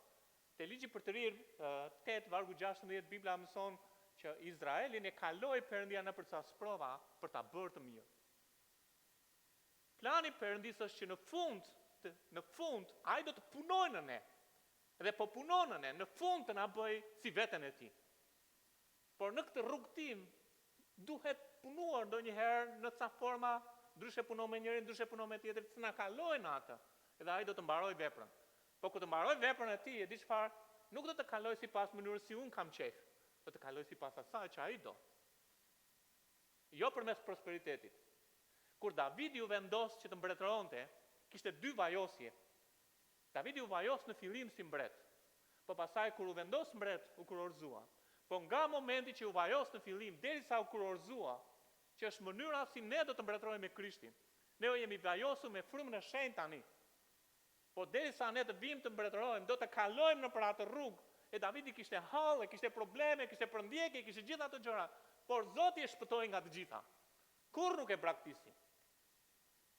Por do të kalojnë atë sepse është përgatitja për mbretëri. Du të kuptoni që ti pranoni gjërat që Perëndia ka një plan të madh me mua. Ashtu siç është vargu i njohur, të gjitha gjërat bashkëpunojnë për mirë. Të gjitha gjërat. Mbahu te providenca e Zotit dhe furnizimi i Perëndisë në jetë. Prosperiteti ndërkohë që mësojmë që prosperiteti është një herezi, një mësim i rrem, nuk do të thotë që nuk duhet të lutem Perëndisë. Nuk do të thotë që Perëndia nuk do të kujdeset për mua. Nuk do të thotë që unë nuk do të thras atij në nevojë. Nuk do të thotë hedh poshtë Filipianët 4, 6 dhe 7. Nuk do të thotë këtë. Përkundrazi, do të shkoj te providenca e Zotit, do të shkoj tek Zoti im që është i mirë, do të thras atij, do të lutem atij, do të kërkoj ndihmë atij, por kuptoj të plot planin e tij që ka për jetën time. Atëherë po, me të vërtetë e njoh Perëndin. Edhe mund të them, Zoti është ndihmuesi me besim. Jo në prosperitet, por në providencën e Perëndisë. Prandaj disa mund të thosh edhe përmendam përpara, pa nuk po thonë thua të njëjtën gjë. Prosperiteti edhe providenca janë komplet ndryshe, pavarësisht se mund të thoni juve që janë lloj fjalësh, nuk janë lloj fjalësh. Prosperiteti është herezi dhe është mashtrim. Providenca e Perëndisë është ajo që njeriu Perëndis mbahet. Mbahet te providenca e Zotit. Mbahet te kujdesi i tij. Mbahet te Perëndia. A dini që Perëndia thotë që kur ai nuk dha, nuk kurseu birin e tij, çfarë mund të bëj për ne? Ne themi amen. Po më vargu më poshtë të numëruam për theri o Zot. U vram, u prem, u shkatruam, po ai është që ai nuk do të mbajë asgjë. Por jo domosdoshmërisë prosperitet mbi tokë. Lexoni Roma 8 me kujdes. Midis vargjeve që ne përmendim shpesh është që thotë që nuk na ndan asgjë nga dashuria e Perëndisë. Më sipër vargu 31 do të lexoni që ai nuk kurseu asgjë. Midis tyre do të dëgjoni që numërohen për thërje, nuk para e lexojmë sin kurajim këtë gjë. E po ne lexojmë atë që na lexojmë, që na pëlqejnë. Okej, dakord. Por merreni Biblën paketë të plotë siç është. Sepse do të kalojmë në lugina të tilla. Edhe prapa Zoti është aty. Dhe prap nuk na ndan asgjë nga ai. Dhe prapa ai aty është besnik. Edhe kur jam i smur, do t'i besoj Perëndisë. Edhe kur eci në luginën e hijes së vdekjes, do t'i besoj Perëndisë. Edhe di që ai është i mirë. Edhe ai di që ai ka një plan të madh. Edhe ai di që ai edhe në këto halle, edhe probleme do ta kryej veprën e tij në mua, sepse e njoh atë. Prosperiteti dhe mbajtja e të krishterëve te providenca e Perëndisë janë dy gjëra të kundërta. Edhe pse pretendohet që janë të njëjta, nuk janë. Ata shpallin që Jezusi kishte rroba afirmato. Ata shpallin që Jezusi i banoi në shtëpi luksoze. Ju se besoni këtë, kontrolloni vetë. Por Jezusi di çfarë tha? Bibla na tregon që ai lindi në një stall. Edhe u vu ku?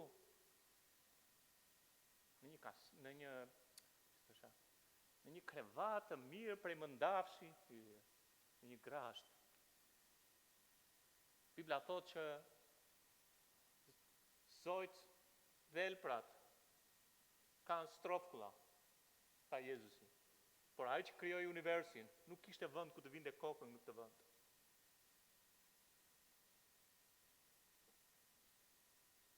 Jezusi u thye, u tall, u kryqëzua midis hajdutëve.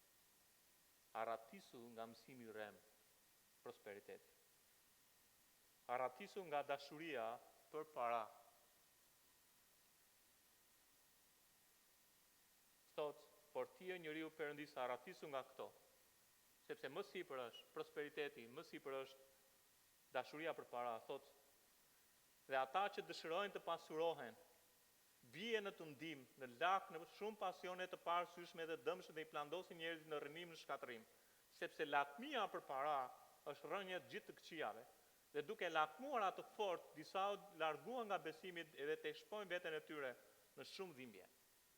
Lakmia për paraja në vetvete është si një lloj arme mbushur, po jo lakmia për para, paraja, që ka raste që të mbron, po ka raste që të prish punë.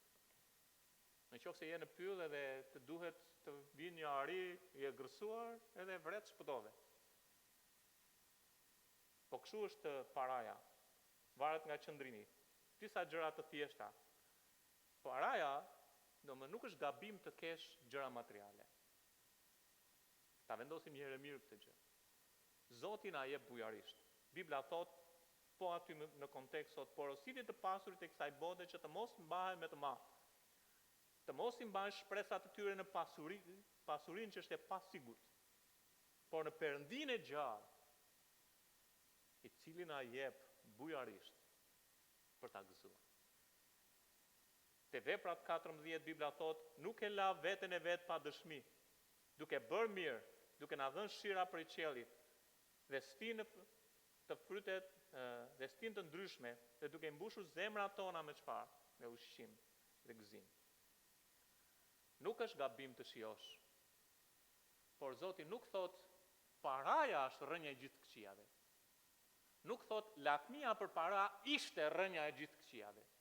Domethënë e shkruar. Po thot lakmia për para është aktualisht rënja e gjithë këqijave.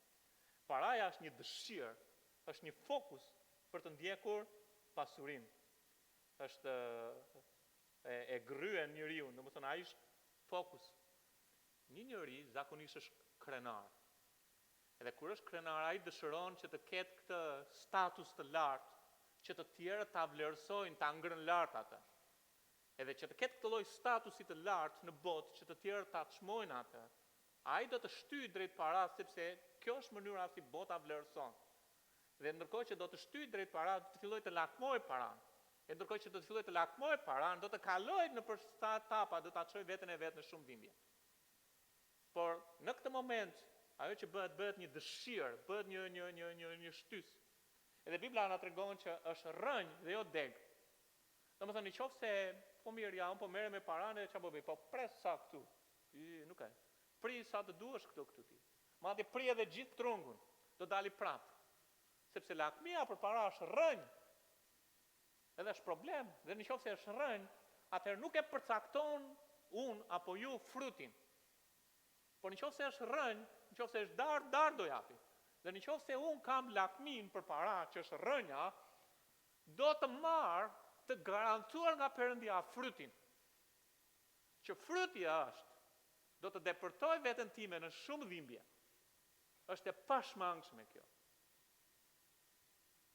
Sepse lakmia për para do të prodhoj këtë lloj fruti. Sepse disa duke e lakmuar fort, e depërtuan veten e tyre në shumë dhimbje. Edhe shkon kështu. Duke dëshiruar shumë, atë do të marr borxh. Ose do të marr kredi. Okej, ky është hapi i parë. Pastaj duke dëshiruar shumë, edhe nga që dua aq shumë veten, e për shkak të dashurisë për veten, e do ta çoj veten në një status të lartë që bota të më shohë, sepse kam syt mbi gjëra të përkohshme, dhe jo t'i pëlqej Perëndisë në gjëra të përjetshme, atë për shkak se dua këtë status të lartë, atë dua më shumë para. E për shkak se dua dashuroj para, filloj të kthehet në një pasion, atë do të filloj të merrem me gënjeshtra në situata të ndryshme që të marr para. Ju nuk mund më bindni mua që nuk kalon një njeri të gënjeshtra që ecën drejt pasurisë. Nuk më bind dot askush. Biblën besoj. Dhe pasi vazhdon pas kësaj, do të kalon një shkallë tjetër pastaj. Nuk mjafton me gjëra të vogla, filloj të vjedh, do të marr atë që nuk i përket. Disa shkojnë edhe më tutje pastaj. Prandaj për shembull, jo pak raste, shumë president firmash janë vrarë pse kanë vjedh. Nuk kanë marrë hakën të tjerë. Prandaj Zoti thotë që në ajo që keni marrë, thret. E do të çosh veten në dhimbje, stres, probleme, gjitha pa folur pasaj që largohesh nga besimi, ti mund të deklarosh që unë i besoj Perëndis, jeta tregon të kundërtën. Është shumë keq. Shikoni çfarë thot. Kur ne marrim para, i kemi hedhur ato në një shqiponjë. Edhe fillojmë marrim më shumë para, ato janë hedhur prapë në një shqiponjë. Edhe shqiponja fillon, Zoti e krahason shqiponjën duke u larguar. Edhe grumbullojmë, e derisa mbaron dita që vin ose Zoti na merr si kishën, ose mbarojnë kur marrin fund, e shohim në shtratin e vdekjes, pleq 80 vjeç, Zoti e dhënë edhe shohim, një pikë të vogël. Kaikur. Je munduar për atë që kaikur. E pyetën dikë që kur shkoi në një kishte vdekur një biznesmen i madh. Edhe pyetën sala. Edhe ju përgjigj një natë të gjitha. Syla të gjitha, po të gjitha s'mori asgjë më radhë s'mori. Pasuria është mjaft e rëndësishme të kuptojmë. Ne e duam veten. Okej, dakor. Po kuptoni diçka. Unë e dua veten të lumtur. Paraja nuk do i bëj të lumtur. Ata që kanë kaluar nga një kasollë në një shtëpi, nga një shtëpi të madhe në një shtëpi tjetër, nga një shtëpi tjetër në 4-5 shtëpi, ata dinë shumë mirë që nuk i mbush ajo. Po si kanë kaluar nga aty nuk e di, kjo e di Zoti, por kjo është çështja. Nuk jep lumturinë. Duam të kënaqur, po nuk jep kënaqësinë. Paraja blen shtratin, po jo gjumin. Paraja blen ushqimin, po jo reksin. Paraja blen kozmetikën, po jo bukurinë. Paraja blen shtëpinë, po jo familjen. Paraja blen ilaçet, po jo shëndetin. Paraja blen dëfrimin, po jo lumturinë. Paraja blen një fe, po jo shpëtimin. Paraja blen pasaportën, por jo parajsën. Jezusi kërkon që të marrim kryqin, edhe duke kryqëzuar veten, kryqëzojmë lakmin dashurinë për para.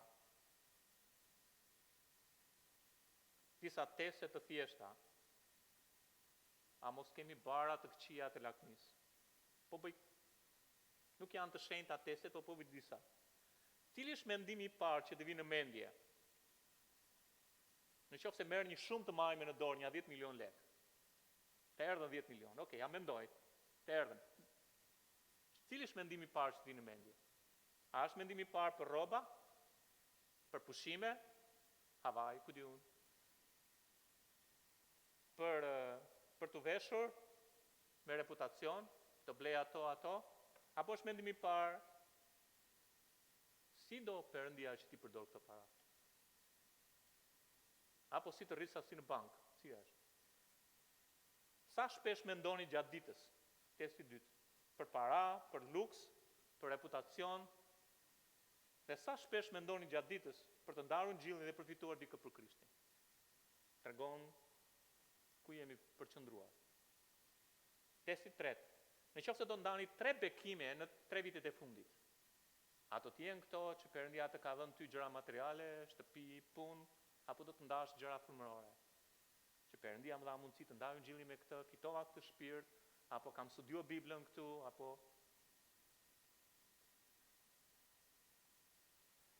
çfarë trashëgimie do të dëshironit? 100 milion lek kur të vdisnit e do t'i linit ato për arsyet e tyre, kalamajve, ku diun si do të bëni? Apo do të donit 10 shpirtra njerëzish? E do të shkoni tek Zoti me ata të 10. Të mos shkoni duar bosh. Jo çfarë mendoni tani, çfarë është prekupimi i jetës. Se unë e di për shembull që nëse ju pyesun tani, ju jeni aq të zgjuar, edhe unë gjithashtu me ju, që kur më bëjmë pyetje, filloj ta përpunoj pyetjen që si ma bëri ky, do përgjigjem saktë. Jo, si është jeta, si është stili i jetës. Sapo të kanë dhënë dy lajme. Një lajm i mirë dhe një lajm i keq. Cili është lajmi i mirë për ju? Bishaka. Të kanë dhënë dy lajme. Lajmi i parë është ti ke investuar në një kompani dhe fitimi është shumë i majm. Lajmi i dytë është dëgjove që ishte shërbesa studenti u fituan 10 shpirtra. Cili të emocionon më shumë?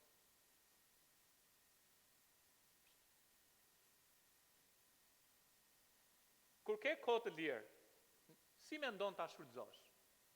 Të kalësh kohë me Zotin, të lutesh, lexosh Biblën, të fitosh një njeri për Krishtin, apo si? Pra nuk janë teste të shenjta, por zbulojnë disi qëndrimin ton. Pasuria ka krah shqiponje. Ashtu si kam dal nga barku i nënës, kështu lakurish do të kthehet, ashtu si pati ardh. Pa marrë gjë nga mundi i tij që të mund të marrë me vete. Po ne jemi ndonjëherë aq fort ka hyrë lakmia këtu saqë Zoti, edhe pse na flet, ne e hedhim poshtë atë. Edhe vetëm kur të vdesim, si plaku grande, do të marrim frymë nga lakmia. Po nëse sa do pak Zoti ju flet, hidheni atë. Mos e çoni veten në shumëlindje. Asnjë shërbëtor nuk mund të shërbejë dy zotrinjve, pa Jezusin. Ose do të urrejë njërin e tjetri do të dojë, ose do të lidhet me njërin dhe tjetri do të përbuz. Ju nuk mund të shërbeni paras, Perendis dhe Mamonit se paras. Një varg më poshtë thotë kështu. Dhe farisejnë të cilët ishin shumë të dhënë pas paras. Ashtu siç nuk është çudi që shumë të krishterë janë shumë të dhënë pas paras. I dëgjonin këto dhe i tallnin. E di që thotë të tallësh, të vësh në lojë. S'mbush ti vazhdo. Dëgjoj mua ti. Unë me shketi, me lloj gjërash. Vazhdo ti, ec. Do të vit dita. Qesh mira ai që qesh i fundit. Vetëm në qoftë se Perëndia im nuk është besnik. Vetëm në qoftë se unë besoj në herezi. Vetëm në qoftë se Perëndia vërtet nuk është i gjallë dhe i vërtet. Atëherë ke të drejtë. Unë nuk them ndonjëherë pa shpëtuar, dhe them kështu. Ti do vdesësh po, dhe unë do vdes. Ti ke bërë shkollë, po, dhe unë kam bërë shkollë. Ti ke familje, po, dhe unë kam familje. Ti ke fëmijë dhe unë kam. Ti ke 5 lekë në bank, po, unë kam 2.5. Mbase kam 10, nuk e di. Ti do vdesësh, po, unë do vdes. Kur të vdesësh ti do shkosh në ferrun parajs. Kush del më i fituar? Tani do t'ju pyes juve. Keni familje? Kam edhe unë. Keni 5 lekë? Lavdi Zot. Kam edhe unë 2.5. Kur të vdesin do i lini, edhe unë do i la. A do shkoni të Zotit duar plot apo duar bosh?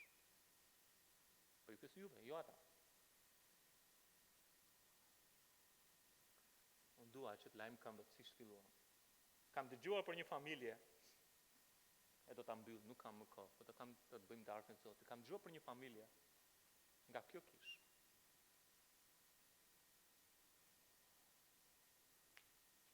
Që dha 9 milionë e gjysmë lekë të vjetra.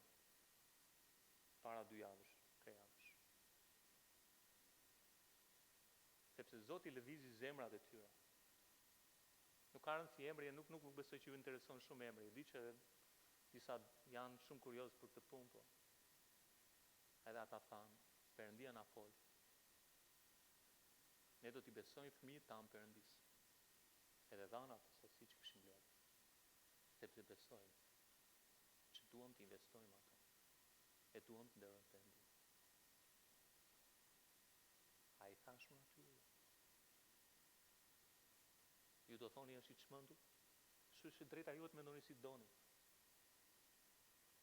Unë kam dëgjuar që nuk kanë shkuar për muaj mjalti, kam lekët që kanë mbledhur e kanë dhënë Perëndis.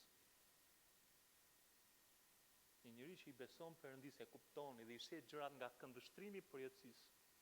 Apo punoni vëllezër dhe motra për gjërat që do t'i lini këtu. Prosperiteti është një herezi. Lakmia për para arratisu nga ajo. Dhe bjeru pas, ndiq besimin.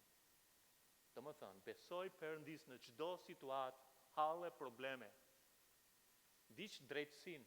Perëndia të ka bërë të drejtë, po, por ne ecim në drejtësi. Sepse kush ka lindur nga Perëndia ndjek drejtësinë, ecën në dritë. Diq dashurinë. Që do të thotë që dashuritë të duash të tjerët nuk është e lehtë. Veten e duam dhe Jezusi tha, siç doni veten, duani tjetrin. Diq zemërbutësinë thotë. Dhe fjala që përdor Zoti për zemërbutësinë është një fjalë që faktikisht në kohët e vjetra atëherë, madje dhe më herët, përdore për një kal që kishte Aleksandri, që ishte shumë i fuqishëm, por dhe i purullur ndaj të Zotit vetë, Aleksandri i Madh. Edhe Zoti thotë ndiqe zemërbutësinë, domethënë aq i butë përpara Perëndisë, por i fortë, i fuqishëm në atë mbahem në premtimet e Zotit. Nuk tundem. Bjero pas këtyre gjërave. Domethënë, arratisu nga kjo, po mos ik futuru. Diq besimin, diq drejtësinë, diq dashurinë, diq zemërbutësinë, diq durimin, diq perëndishmërinë, thotë. Perëndishmëria nuk vjen brenda ditës, është virtyt i qëndrueshëm, i vazhdueshëm. Është të zbulosh Krishtin njerëzve të humbur. Krishti në ne shpres lavdi e del dhe njerëzit shohin Perëndin në botën e humbur. Edhe do të thotë që zgjedh, ashtu si mësuam nga Timoteu kapitulli 4, të ushtrohesh në perëndishmëri, është disiplinë. Vendos të ecësh me Zotin, vendos të kushton të jesh i perëndishëm, të lutesh, të ecësh përpara. Ta konkludojmë këtë gjë, Pali thotë, rrok jetën e përjetshme. Edhe sfidon atë. Se cili nga ne ka jetë përjetshme tani. Po të rrokësh jetën e përjetshme, është që një ditë, ashtu siç Pali na tregon tek 2 Korintasi 12, që ai do të rrëmbehet lart në qiell, do të shohë gjërat që nuk i ka parë ndonjëherë, do të dëgjojë gjërat që nuk ka dëgjuar ndonjëherë, dhe Pali i pa dhe i dëgjoi dhe tha, nuk mund t'i them këtu. Dhe ku ne të rrëmbehemi nga kjo jetë edhe të hyjmë në përjetësi, sepse Perëndia banon në përjetësinë, atë ne kemi rrokur jetën e përjetshme. Në atë pikë, që do të thotë që Pali po inkurajon atë të vazhdoj garën, të mos e lërë, derisa kur, derisa ta përqafoj jetën e përjetshme, pra derisa të rrëmbehet Kisha. Ky është mësimi për ne. Rroke jetën e përjetshme, luftoje luftën e mirë. Edhe Pali e bëri këtë gjë, Timoteu e bëri këtë gjë. Kjo është thirrja, edhe thotë ke bërë dëshmi të mirë përpara gjithë besimtarëve, përpara gjithë tjerëve. Le të bëjmë gati vëllezërit për darkën. Le të këndojmë Perëndis, të adhurojmë Zotin ton, kemi një kohësisht edhe kohën e ofrimeve, të japim Perëndis, atë që takon Perëndis. Ndërkohë që çanta kalon, ju lutem mos e merrni në dorë, mos e prekni, thjesht do të kaloj ta mbaj Klajdin në dorë aty përpara jush.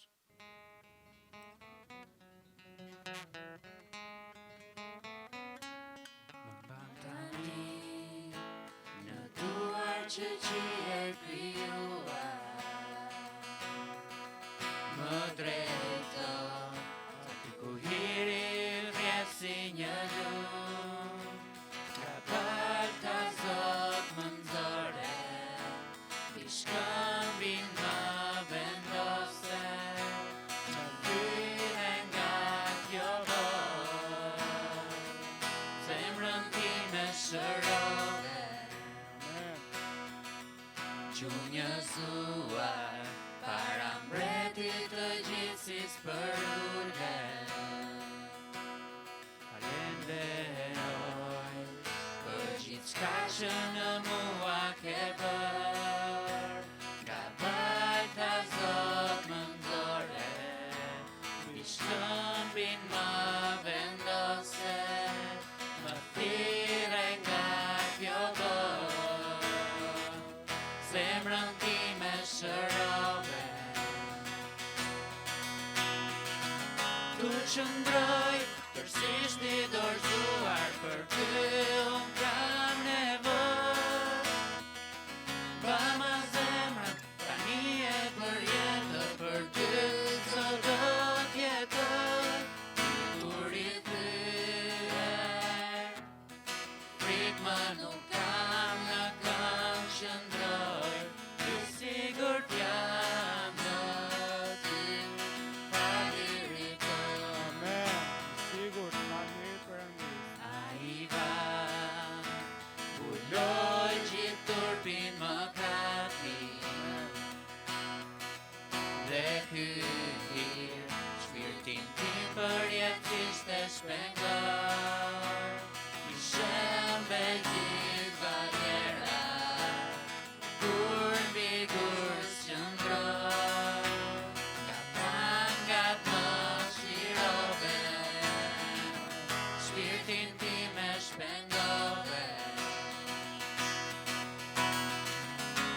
qëndroj, kërësisht i dorëzuar për ty unë kam nevoj. Bama zemrën, tani e për jetë, për ty do t'jetoj. Ty frikë më nuk kam në kam qëndroj, i sigurt jam aty, faliri tëm. I falur nga ti, mirë përjetësisht unë jam, tek jam më s'ka pushim, faliri tëm, faliri tëm, faliri tëm.